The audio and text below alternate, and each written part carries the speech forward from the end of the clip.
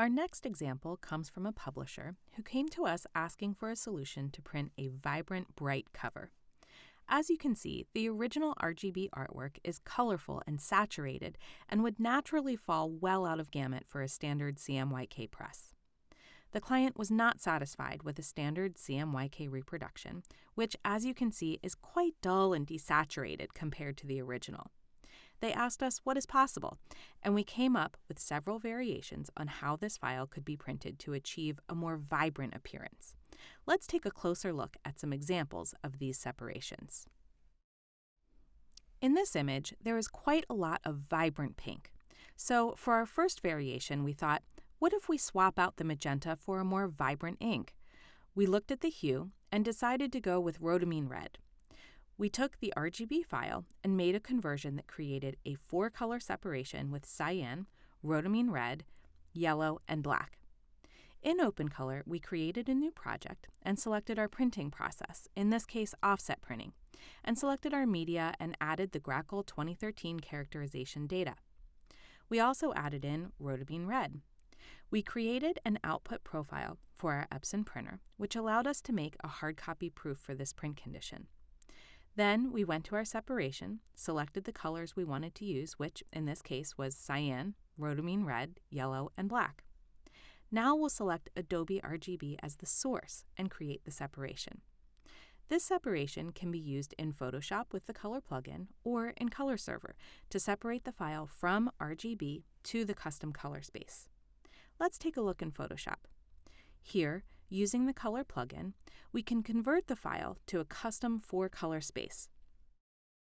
Notice that when we do this, the separation targets back to the original RGB file, creating the best possible separation within the gamut available with these inks. This way of separating is efficient and accurate. Rather than simply putting rhodamine red where magenta was, all of the channels are rebalanced to give us the closest match to the original file. Not only that, we can see the file by using the preview function in the Color plugin and proof the file using Color Proof. This gives us a clear view of how this file will print on press.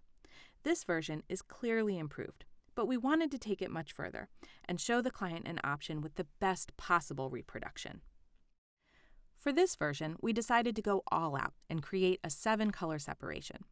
We did some testing and trial and error and settled on the color combination of cyan, rhodamine red instead of magenta, yellow, black, orange 21, Pantone 3255, and Pantone 2736. In OpenColor, we created a new project and again defined our press, paper, and other parameters. We added in the Grackle characterization and also added in our selected Pantone colors. We created the printer profile using the same methodology as the 4-color example from before. Next, we created the separation using the RGB to channel extender option. We selected Adobe RGB as our source space and then selected the inks we wanted to use in this separation.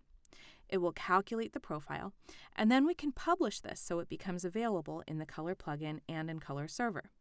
We ran this conversion in Color Server, and here is the resulting file. As you can see, the file now has 7 channels, and the result is very close to the original RGB file.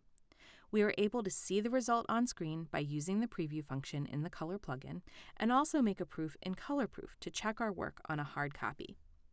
We recognized that printing with 7 colors might be cost prohibitive, so we decided to do several more variations, one 6-color and one 5-color. This way, the client could see what would happen when printing with the different color combinations and could decide the best option based on result and budget. To run these different variations, we'll come back to OpenColor and create a separation for each color combination that we want to test. We'll separate the original RGB file with each profile we created. Before using this process, the client didn't know how a multi-channel file would print on press, and there was often a difference between the approved creative and the final output. Doing press testing is costly, so either there was a large expense for testing, or there was no testing, which led to unpredictable results. The client was thrilled to know what result to expect without ever having to spend the time or money on press testing. We were able to generate the files digitally and create proofs which could be edited and approved before going to press. With this process, we were able to shorten the time it took to get results, reduce costs, and increase accuracy. Not only that, but the client had confidence in the results and peace of mind knowing that the files were properly separated and proofed. This also gives the client more freedom during the creative process to explore options and refine the results.